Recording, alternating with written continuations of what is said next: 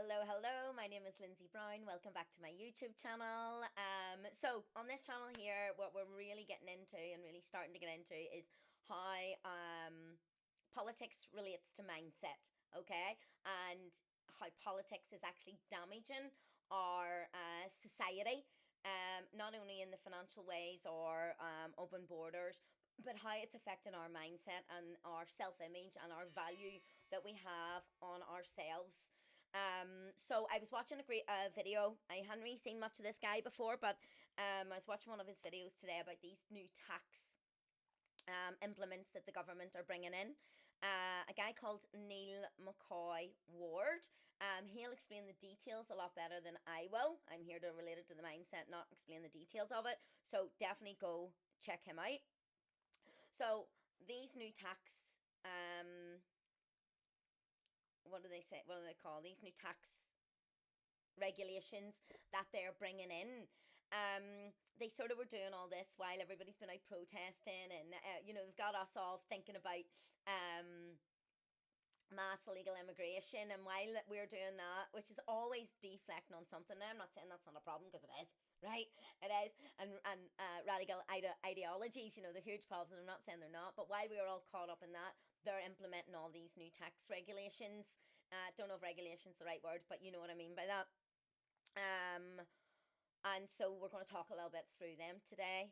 Now, the first thing that he did mention was, and that wound me up at the time actually, was this 20 billion black hole that Keir Starmer came out and said that he was left with.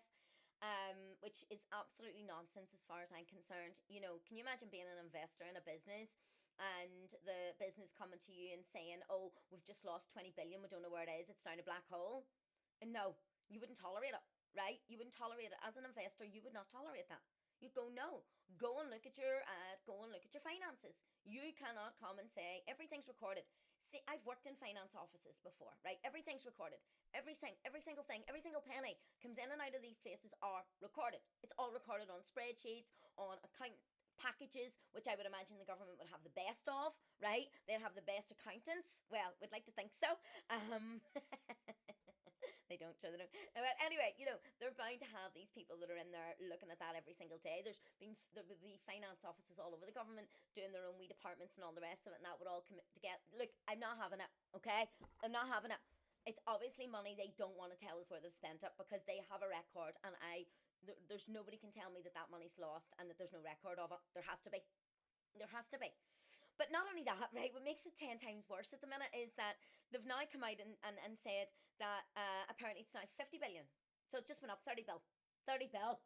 30 billion. No, No. No. We need to make them accountable for this. No.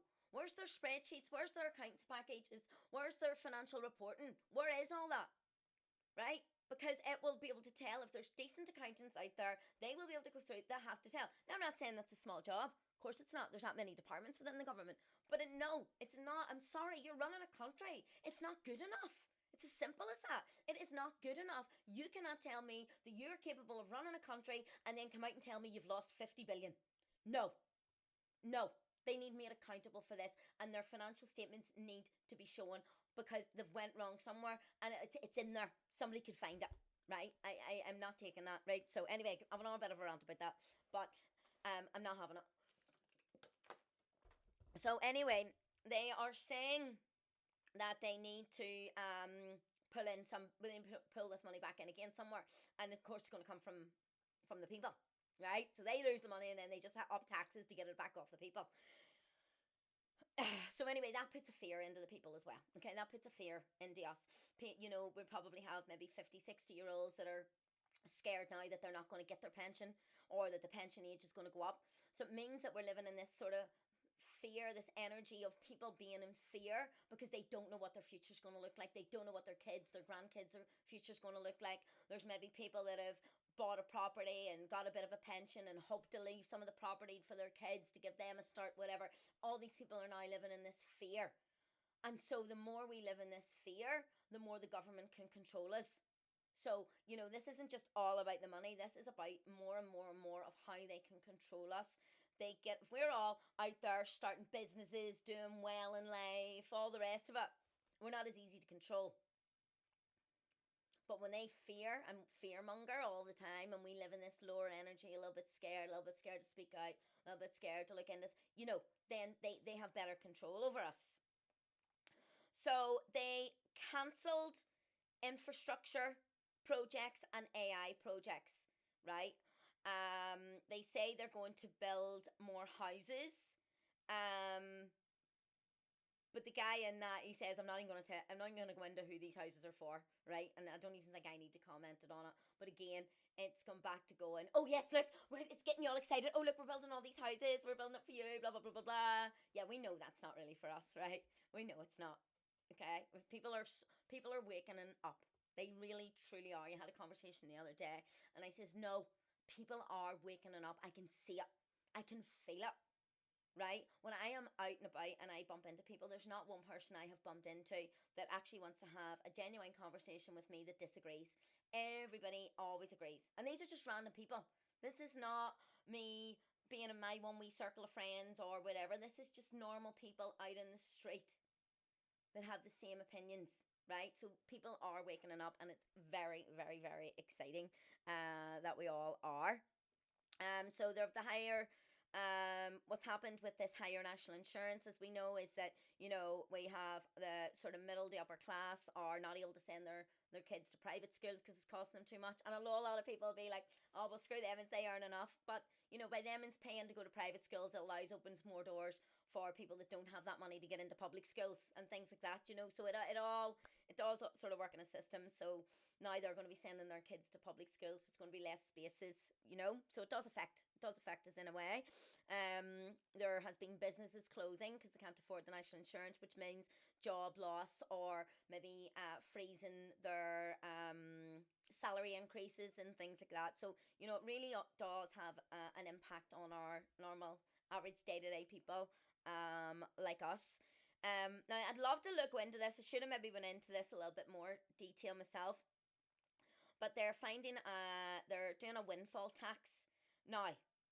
Again, go and research this because I don't want to fully say that I know what I'm talking about. That this windfall tax is going to be for energy companies, and I think what it may be is that if the energy doesn't come off your electricity, right? So if your energy doesn't come off a grid, a renewable energy grid, and it has to come off a gas plant or something like that, then they're going to higher tax that, which means that these renewable energy people will have to build more renewable energy. Okay, now I worked in an energy firm. Okay, now I'm telling you now, across this island there is wind farms and all the rest of it, and it's great. Okay, and we have a lot of wind on this island, and they can generate a lot of electricity from it. But they always, always, from my recollection, from my memory, from what I understood, they always had to go back onto the gas. Okay, so the plants always had to come on to play. So yes, it was great, and they're using all this wind and all the rest of it. It's brilliant, but the plants do come on to play. They do. There's just no two ways about it. The gas plants, do need to still come on to play. So what that's gonna do is because these renewable energy places, which are probably trying to do their best getting renewable energy, they're not going to be able to get it fast enough. Which means then that they're going to be taxed on the gas electricity that they generate, and which means the electricity price is going to go up for us, right? So instead of our guys, they're saying, oh, but that's for big companies. To me, and this is my understanding of it, and if anybody knows any different, please let me know. But to me, that's just going to up our energy, which again affects entrepreneurs. It affects new technology, because if they're going to want to start businesses, energy costs are going to be more. It's going to also maybe have people from other countries not want to come in and set up businesses here because the energy's so high here. So I really think that's absolute nonsense that they're doing as well, right? And again, if I bring this back to the mindset, which is really what this is about, is then again that makes us believe that we can't start new businesses. Like, I would just love all our people to go, you can be an entrepreneur, you can do this, you can do that, but it's putting them off. Which again then, as life is about having a purpose, life is about achieving. If you sit on the sofa all day and you go to bed, you don't feel so good.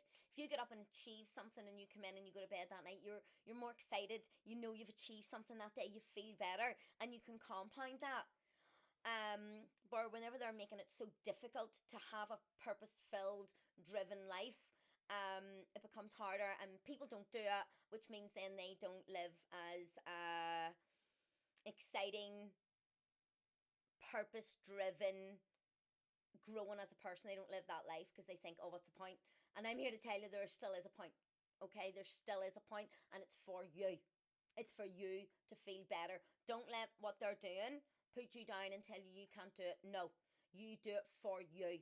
You do it for that satisfaction of knowing that you're fighting against them and you're doing it anyway, and that you've got a life that is filled with purpose because you want to contribute to this country, right? And you want to feel good about your life and know that you are doing the right thing. So don't let it deter you. I still believe in you, even though the government may not.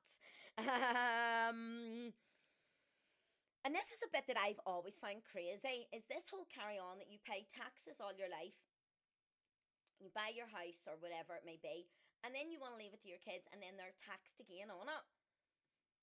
I just don't get that. I just don't understand why we're paying 2 and 3 taxes on the same pound.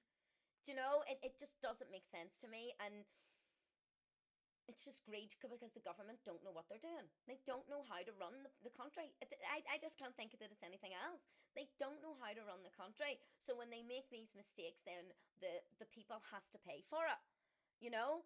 And that's why we need a whole new government. But hey ho, that's another thing. And so what that does is people go, well, I'm going to get taxed here. I'm going to get taxed here. What's the point in doing it? What's the point in doing it?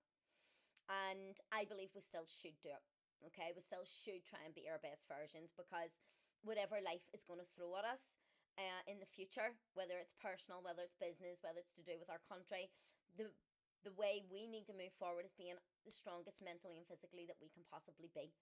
Because I've really noticed now that I'm mentally and physically stronger than I was before, I can deal with things better. I can pivot quicker when I need to pivot if something not's going right, or I can move on to the next. I can pivot. I have the confidence that everything will always work out for me. And there's that sense of joy within me because I know I'm always trying to work on something and better myself.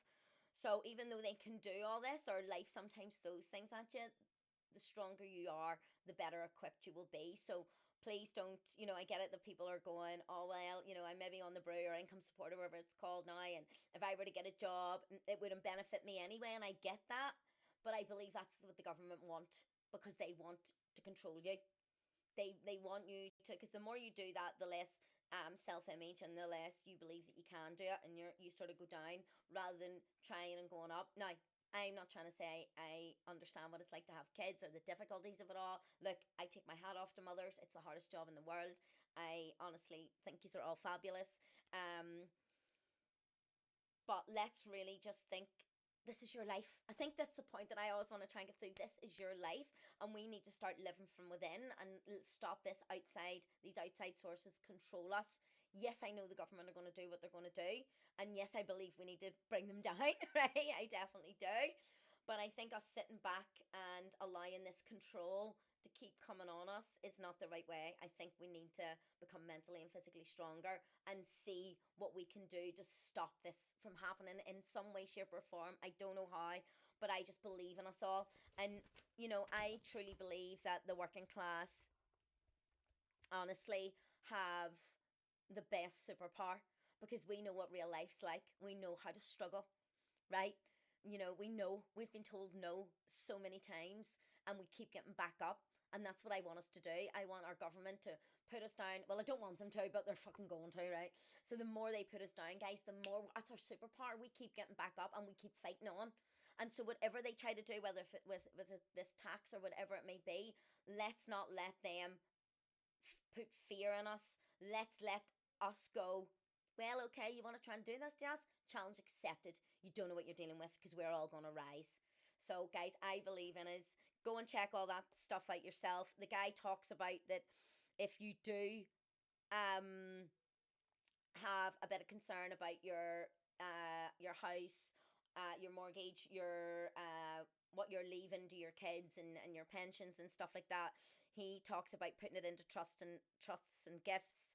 And he has got a course and whatever. I don't know, probably some of his YouTube videos might help.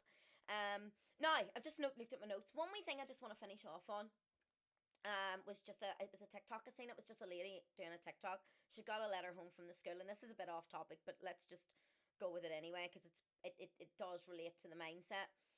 And they're doing these new things in schools where they are teaching the kids how to, I don't know what the words is for it, but a lockdown type thing. So if there's a situation and they all have to be locked down, and the letter that was sent home to this lady said that this particular, the reason they were doing this because it's so they guided out from for the severity of why they're doing it, right, to low, moderate, substantial, high risk, something along those lines. I can't remember the exact words.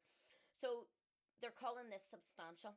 Okay, so the reason why the kids in the schools at the minute are having to do these lockdown routines is because they think there's a substantial threat. Now, what does that mean? That means that an attack is likely. And our government think that the best way to go about it is to teach kids how to do this lockdown carry on. And I get it. Look, I get it. I'd rather the kids be safe, of course, but shouldn't they be doing more to fix the problem of why they think there's going to be, why they think it's the risk is substantial and attack is likely? Like, again, that's getting back to that scare tactics. So they just want to scare us, keep us all down, while they don't actually deal with what the real problems are, like finding the black hole, finding out why we would have attacks on schools. They need to start dealing with that. And until they start doing that, I just think they're an absolute disgrace, and traitors to their country. Anyway, guys, keep being you, keep learning your best version, keep putting the work into you, because you are worth it. And your voice matters, and you matter, and you have a purpose out there ready for you to find it. Go smash it, guys. Thank you so much.